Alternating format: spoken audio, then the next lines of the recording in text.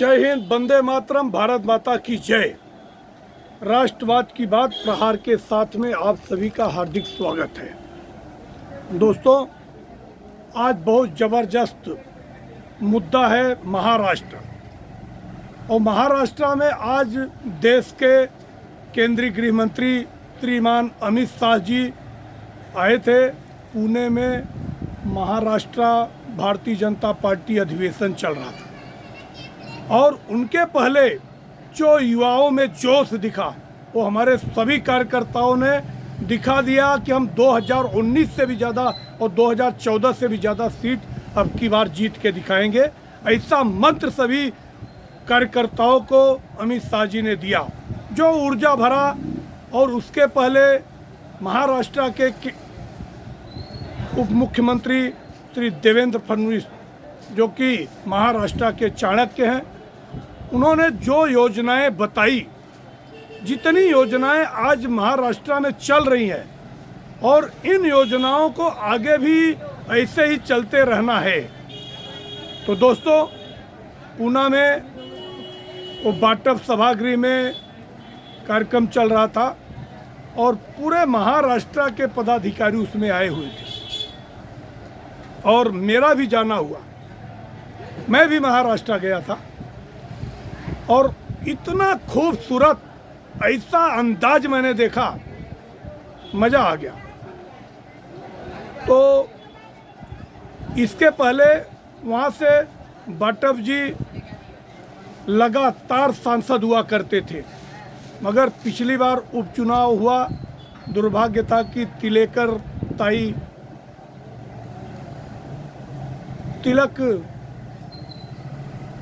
ताई ऑफ हो गई थी और उपचुनाव हुआ था कस्बा पेट से।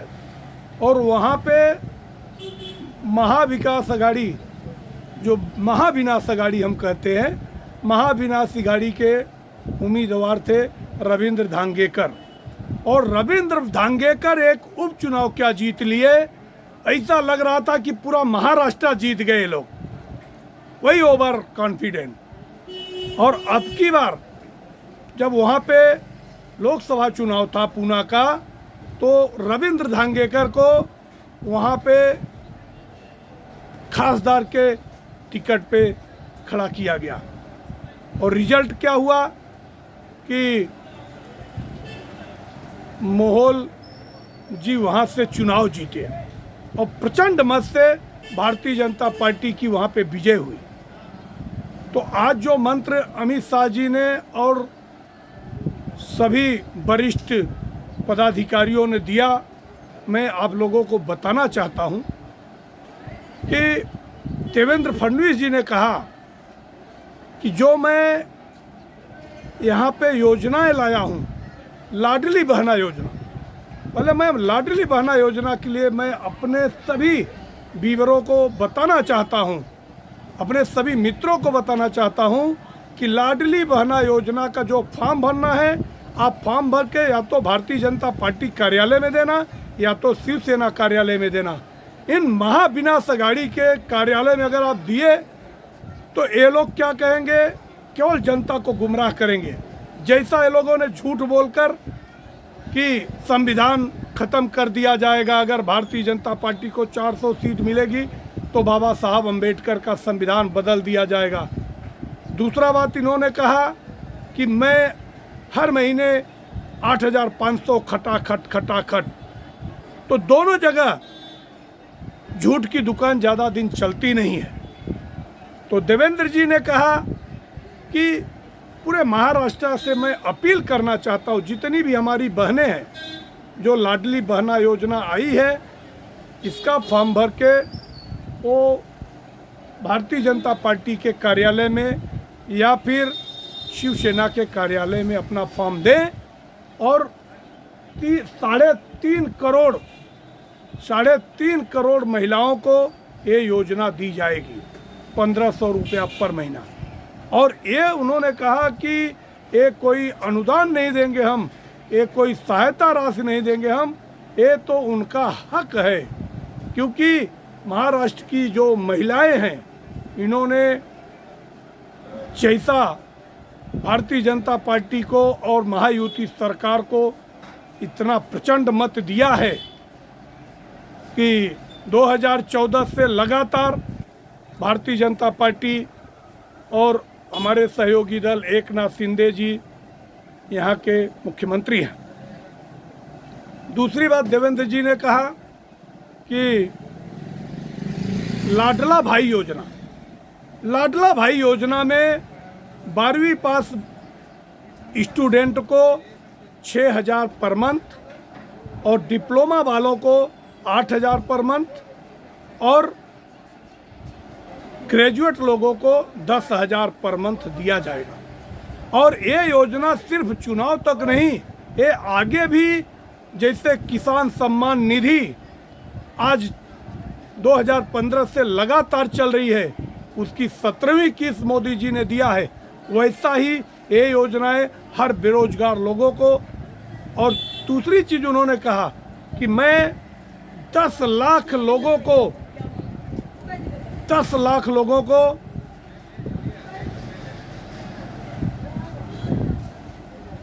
स्किल डेवलपमेंट, 10 लाख बच्चों को स्किल डेवलपमेंट देंगे और जब तक वो एजुकेशन लेंगे तब तक उनको 10,000 पर मंथ महाराष्ट्र सरकार से मिलेगा।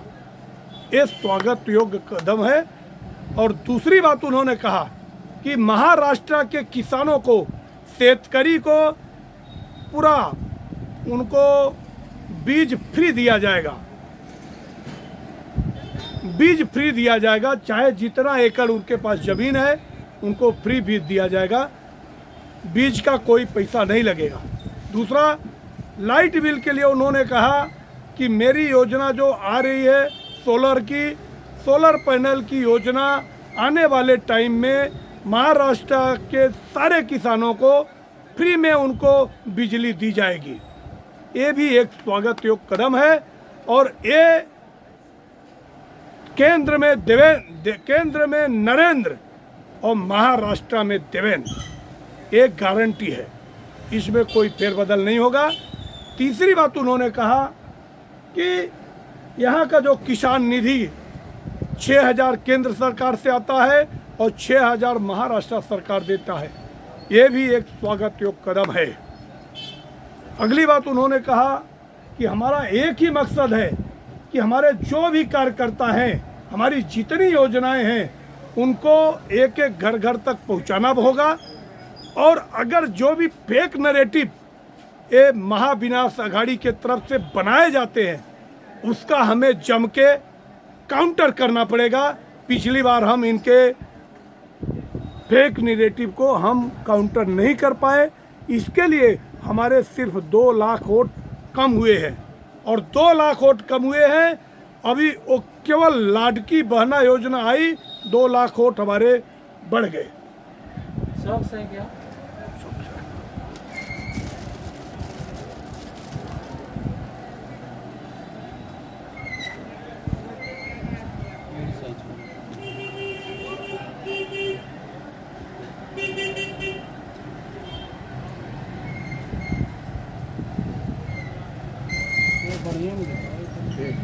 एक ही क्वालिटी है। दोस्तों, इसके बाद अमित शाह जी का नंबर आया। अमित शाह जी ने सीधे कहा, अगर महाराष्ट्र में कोई भ्रष्टाचारी है वो शरद पवार जी है। महाराष्ट्र को अगर किसी ने लूटा है तो शरद पवार ने लूटा है। और मैं डंके के चोट पे कहना चाहता हूं, और अब की बार कार्रवाई अगर होगी तो शरद पवार पे होगी, ये भी उन्होंने संकेत दिया है। कितना हुआ? 40 रुपये। दूसरी बात, उन्होंने कहा कि जब भारतीय जनता पार्टी की सरकार यहाँ आती है तो यहाँ पे मराठा आरक्षण वालों का आरक्षण कोर्ट में टिक जाता है। और जैसे ही महाराष्ट्र में बीजेपी की सरकार नहीं रहती, ये शरद पवार की सरकार बनती है और मराठा लोगों का आरक्षण फिर से रद्द हो जाता है। अगर मराठा लोगों को आरक्षण किसी ने दिया है तो भारतीय जनता पार्टी की महायुति सरकार ने फिर से दिया है। और आगे भी हम इसको टिका के रहेंगे, ये हमारी गारंटी है। तो मराठा भाइयों से एक अपील है कि अब किसी के ट्रैप में जरांजे पाटिल साहब को नहीं फंसना चाहिए। ये राष्ट्रवादी सरकार है जो देश के लिए सोचती है, हर युवा के लिए सोचती है, हर गरीब के लिए सोचती है और पूरे देश, पूरे महाराष्ट्र के लिए सोचती है। वो है देवेंद्र फडणवीस, एकनाथ शिंदे सरकार। और ये जो मराठा आंदोलन है वो भी मराठा आरक्षण ये सॉल्व हो जाएगा। दूसरी बात उन्होंने कहा कि अगर अगर शरद पवार में, उद्धव ठाकरे में और नाना पटोले में हिम्मत है तो आके सामने कहे कि ये मराठा का और ओबीसी का आरक्षण, इन दोनों में झगड़ा नहीं लगाएंगे। ये दोनों को झगड़े लगा के और ये झूठ बोलकर बैक साइड से सत्ता में आना चाहते हैं, जबकि महाराष्ट्र की जो संस्कृति रही है, ये जो शिवाजी, छत्रपति शिवाजी को मानने वाले लोगों की महाराष्ट्र है और हम छत्रपति शिवाजी के बताए हुए रास्ते पर चलने वाले लोग हैं। दूसरी बात उन्होंने कहा कि जो राहुल गांधी बार बार वीर सावरकर, स्वतंत्र वीर सावरकर जी को माफी वीर कहता है और उसके साथ गठबंधन मिलाकर सत्ता में बैठे जनाब उद्धव ठाकरे से मैं पूछना चाहता हूं कि आपका वीर सावरकर जी के लिए क्या स्टैंड है। अगर कांग्रेस पार्टी या उसके कोई भी इंडिया अलायंस अगर सावरकर जी के लिए एक भी अपमान शब्द यूज करते हैं तो ये उद्धव ठाकरे जी का शब्द माना जाएगा। तीसरी बात उन्होंने और कहा कि भारतीय जनता पार्टी और महायुति की सरकार अब की बार अगर महाराष्ट्र में बनती है तो और भी मजबूती से काम करेंगे और आने वाले 15 साल तक महाराष्ट्र में हमारी महायुति की सरकार होगी। दोस्तों, ये जितनी योजनाएं सरकार ने लागू किया है उन सारी योजनाओं को डिटेल में समझने के लिए आप अपने nearest branch Bharatiya Janata party के कार्यालय में जाएं या शिवसेना के कार्यालय में जाएं, वहां फॉर्म लेकर सभी बहनों और माताओं के लिए लाडली बहना योजना में भरे और लाडला भाई योजना में भी भरे और सरकारी योजना का लाभ लें और कंधे से कंधा मिलाकर राष्ट्रवादी पार्टी को, जो कि महाराष्ट्र के विकास, सतत विकास के लिए महायुति सोचती है, इनको प्रचंड बहुमत की सरकार बनाए। जितने भी रुके हुए काम,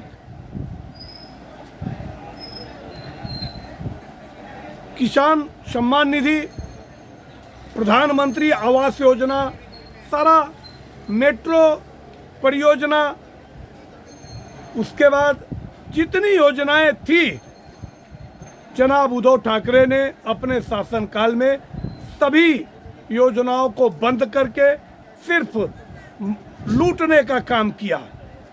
कोरोना टाइम की बात करते हैं, जब कोविड आया था महाराष्ट्र में सबसे ज़्यादा मुंबई में लोग मरे थे।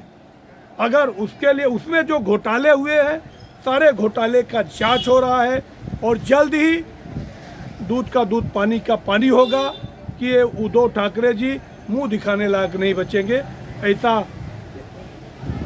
अमित शाह जी ने कहा। दोस्तों, आप हमारे चैनल को सब्सक्राइब कीजिए, हमारे वीडियो को लाइक कीजिए और शेयर कीजिए। आपके सुझाव हमारे कमेंट सेक्शन में आकर आपके सुझाव दीजिए। आपकी बात को मैं अगले वीडियो में ज़रूर प्रेजेंट करूंगा। जय हिंद, वंदे मातरम, भारत माता की जय।